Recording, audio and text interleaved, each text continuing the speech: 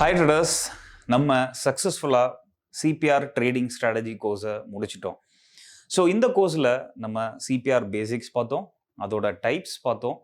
அந்த டைப்ஸ்லேயே நம்ம break out trading, mean reversion, no trade ஜோன்னு கம்ப்ளீட்டாக பார்த்தோம்.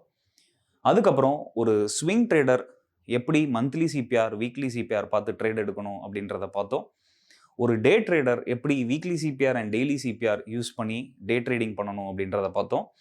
அண்ட் ஃபைனலாக ரொம்ப முக்கியமாக ரிஸ்க் மேனேஜ்மெண்ட் எப்படி நம்ம கோர்ஸ்லேயே, நம்ம சிபிஆர் ஸ்ட்ராட்டஜிஸ்லேயே நம்ம இன்டகிரேட் பண்ணியிருக்கோம் அப்படின்றதையும் பார்த்தோம்.